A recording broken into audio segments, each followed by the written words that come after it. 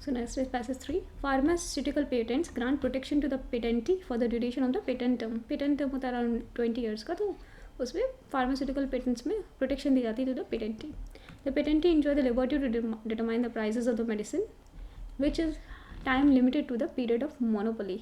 तो प्राइजेस क्या रखने हैं, मोनोपोली पीरियड तक वो डिसाइड कर सकते हैं, but could not be unaffordable to the public. लेकिन अनअफोर्डेबल नहीं होना चाहिए. Such patent protection offer to the patentee is believe to benefit the public over the longer term through innovations and research and development. तो ऐसा माना जाता है public को ही बेनिफिट होगा पेटेंट देने से.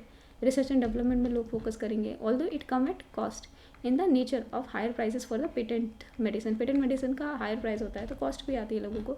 The patent regime and the price protection through a legally validated high price for the medicine during the currency of patent provide the patentee with a legitimate mechanism to get returns on the cost incurred in innovation research. तो innovation research में जो भी cost लगी होगी पेटेंटी की, तो उस period में वो उसको वसूल कर लेता है हाई प्राइस रख के. कैसे लेजिटिमेट मैकेनिज्म है कि वो अपना जो भी इनोवेशन रिसर्च में पैसा लगा है वो निकाल सकता है. So based on the above passage, the following assumptions have been made that patent protection given to the patentees put a huge burden on public's purchasing power in accessing patented medicine. तो ऐसा तो होता है कि जो medicine होती हैं महंगी होती है, पेटेंट पीरियड जब तक रहता है, तो उसको देखेंगे.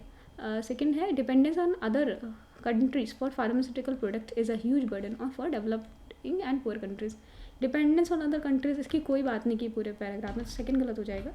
Providing medicine to the public at affordable price is a key goal during the public health policy design in many countries.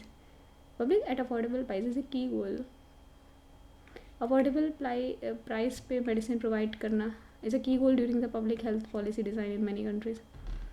We'll see this one as well. Government needs to find an appropriate balance between rights of patentee and requirements of the patient. तो ये तो सही है कि government को ही appropriate balance बनाना पड़ेगा patents की right का एंड पेशेंट्स की राइट का. So answer I think answer should be 1 and 4. तो यहाँ पे 1 and 4 ऑप्शन भी है, यहाँ पे 2 ही ऑप्शन चूज़ कर रहे हैं, तो most appropriate will be 1 and 4.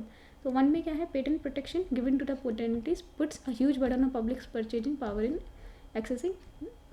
लोगों पे बर्डन तो पड़ता ही है. एक 4th हमारा हो गया government needs to appropriate balance चाहिए between rights of patentees and other countries पे डिपेंडेंस एंड यहाँ पे की गोल रहता है अफोर्डेबल प्राइस पे मेडिसिन प्रोवाइड करना. इसकी कोई बात नहीं किया, तो आंसर विल बी 1 and 4.